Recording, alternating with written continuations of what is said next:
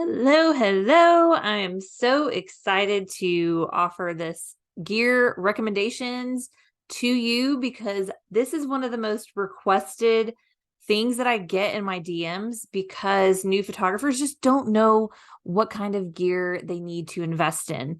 So I am going to dive in. We're mostly going to talk about the camera bodies, but we're also going to talk about the lenses, and I'm going to give you a lot of information about the DSLR or mirrorless debate. Okay, let's go ahead and dive in. Before you start, let's just start off with a few things that are pretty important for you to know. The lens is more important than the camera body initially, okay? Your lens choice really does determine whether or not your photography is going to look professional or not. The prime lenses are the only type of lenses I recommend initially. Prime lenses are like a 50 millimeter 2.0 or a 1.8. So the f-stop is the 1.8 or 2.0, and that is the aperture. Okay. So without getting too technical, your aperture needs to be extremely large. The smaller the f-stop, the larger the aperture. So how we are able to get crisp, clear images with our subjects in focus is because we have an extremely large aperture. Kit lenses are completely useless. Stop using them today, retire them, sell them, do whatever you want. Use them as coffee mugs. I don't care, but they're not good for photography. And you're like, oh no, well, I have all these kit lenses. That's fine. You can still sell them on Marketplace, eBay. You can just make them into a coffee mug, whatever. They would be much more useful for your coffee. All right. Cropped sensor camera bodies distort the focal length of your lens. This is not to say that you can't use a cropped sensor camera body. This is just to say if you have one or you are going to use a cropped sensor camera body, then you are going to need to account for the focal length of your lens. So, for example, a 50 millimeter lens is going to look like an 85 millimeter lens. A 85 millimeter lens is going to look like a 100 millimeter lens. And if you're like most photographers who are shooting anything and everything in the beginning, more than likely you need something a little wider than an 85 or 100 millimeter lens. So you might want to look at a 35 millimeter lens to get started with a cropped sensor camera body. Okay, here are the lenses that are literally in my bag right now. I use 85 millimeter 1.8 Zeiss. I am going to invest in the 1.2 because the larger the aperture, the better. Okay, and then I also use my 35 millimeter G Master 1.4 all the time. I actually just upgraded this past year from a Sigma 35 1.4. And the Sigma is an amazing lens, not nearly as expensive. So I would highly recommend that for budgeting reasons. Okay. But I love my 35 millimeter. I use it all the time. Okay. It provides that wide angle and really captures the environment, captures the full story of where you are. So it's really important to have that wide lens, but then also have that beautiful compression that the 85 millimeter offers. Okay, and another lens that I love, love, love, but it's also pretty pricey is a 70 to 200 2.8 Sony lens. This is an amazing lens to have, especially as a wedding photographer. Now, if you are going to be doing family portraits, then your 70 to 200 is not going to be super useful. I would rather you invest in like a 24 to 75 millimeter, lens. That would be a better zoom lens for you to have. But I just absolutely love the 70-200 for weddings. Okay, lenses that I recommend for you, the Sigma 35 millimeter 1.4, or you can do a 50 millimeter 1.8. If you can invest in another lens, an 85 millimeter 1.8 is amazing. Okay. But to get started, I know that students who are in my program who are shooting, they have used like $200 50 millimeter lenses. Okay. Like a Canon 50 millimeter 2.0, you can find it for relatively inexpensive.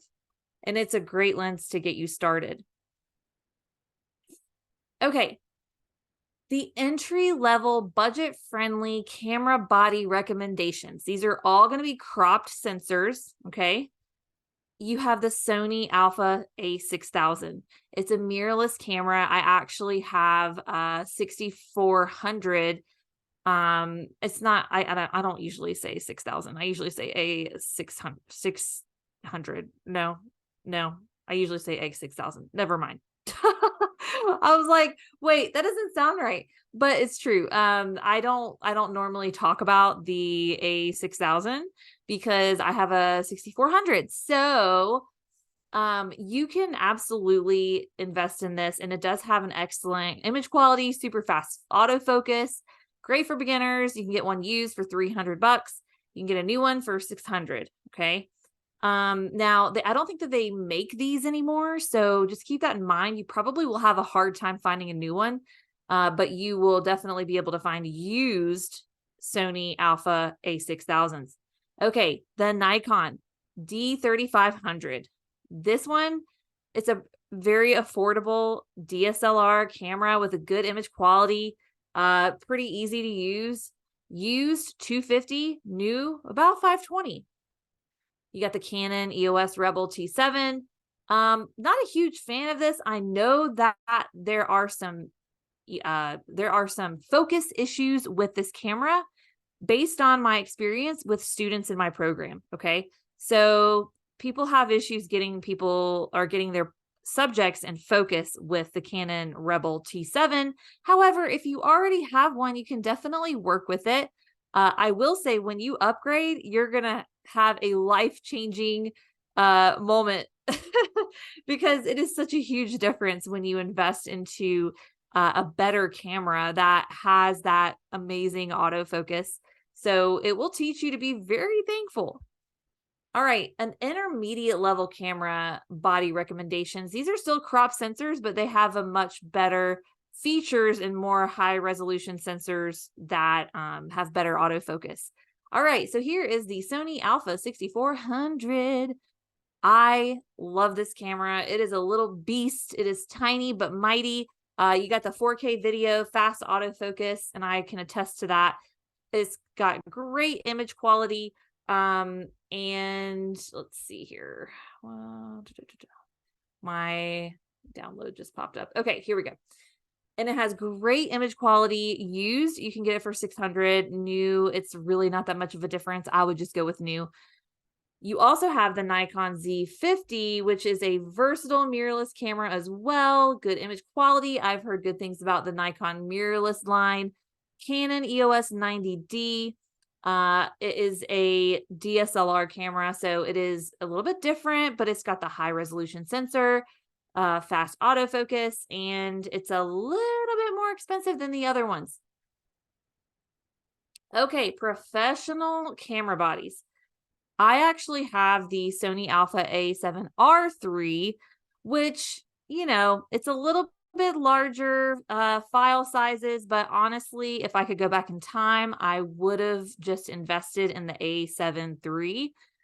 A full frame mirrorless camera known for its exceptional low light performance. That is the truth.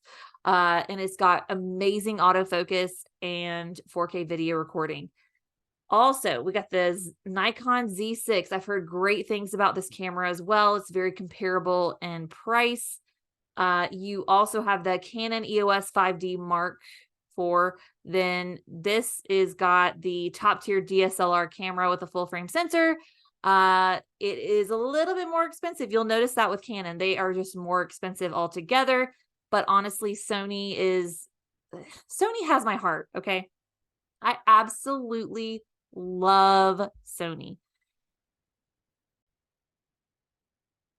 But I also want to give you that full scope of different cameras that you can use, because I realize that not everyone has a Sony camera body in the beginning, and they might be investing into lenses. But I will say a lot of people who have invested years and years into Nikon and Canon, the only reason they will not go to Sony is because they have invested too much. So just take what you want from that and run with it. Sony does not pay me to say that. Okay, so top of the line professional cameras. These are the bad mama jammas. Okay, we got the high end mirrorless camera, the Alpha A9 II. It is just, I've heard, ridiculous autofocus. Okay, you get the new one for $4,500. You also have the Nikon Z7 II, which is a full frame mirrorless camera as well. Very comparable, and actually it's a little bit less pricey than the Sony. And then we got the Canon, who blows everyone out of the water with ridiculous price of $6,500. I mean, I just don't know. I just don't know about that. Okay. I would definitely watch videos on the camera body that you are interested in purchasing before you buy. Those tutorials, people just basically, there are people who live on YouTube who are creating these amazing tutorials and these comparisons of the different camera bodies. And they give you the free access to watch. Like, seriously, before you buy any camera, go watch some comparison videos, and it will be very helpful for you before you dive in. Okay, so let's talk about some of the differences between DSLR and mirrorless. Okay, there are a million benefits to mirrorless. Okay, and I will not go through every single one of these details, but I will say mirrorless is lighter. The autofocus performance on mirrorless is significantly better. The low light performance is better. So those are some things to keep in mind when you are looking at DSLR or mirrorless. Now, DSLR is the dinosaur of cameras. You know, it's been around for a long time. It uses the mirror technology. So I would, definitely consider looking at all of the different aspects of each, and you will be able to go through all of those different details in the PDF that's attached to this video. So make sure that you check that out. You go through the details and you really do some comparisons, against different camera bodies. And another question that comes up a lot: website recommendations for purchasing. Where do you purchase used and where do you purchase new? Yeah, you can take a gamble and go to Facebook Marketplace and buy a used camera. Would I recommend it? No, would not recommend it. But it is a gamble and you could save a good bit of money. But the problem is, what if it breaks? Okay. There's no warranty. There's no calling them and saying, hey, the camera that you sold me a week ago is not working. So honestly, I would only recommend that you buy used from B&H and KEH. Those are two reputable companies that do come with a warranty for their used products. New, you can buy on Amazon, B&H, KEH, and Best Buy. Do not buy used for Best Buy. They do not thoroughly inspect their gear when they are reselling. Okay. So just make sure that you aren't, that you aren't buying something without a warranty. That's really the big thing here. Like, it needs to have at least a couple month warranty, so that if it does start messing up and glitching, that you have that backup, right? That you aren't just stuck with a broke camera. All right. If you have any questions, please let me know. I'll be happy to help you. You can email me. You can send me a DM, whatever works best for you. But I hope that this was super helpful and to get you started. And I'm just super excited for you and your journey. Don't feel like you have to invest your entire life savings into your camera body in the beginning. I started with a Nikon, I think it was a D3200 or something like that. I mean, it was an ancient camera body. And I also had, but see, the key here was that I had an amazing lens to start. Okay. I actually started with an 85 millimeter, which is not something that I recommend just because it limits you, especially if you're shooting families and you're shooting portraits. It limits you because you have to stand a football field away from people to get all of them in the photo. So that's just something to keep in mind. Anyways, hope you enjoyed this video and I will see you soon.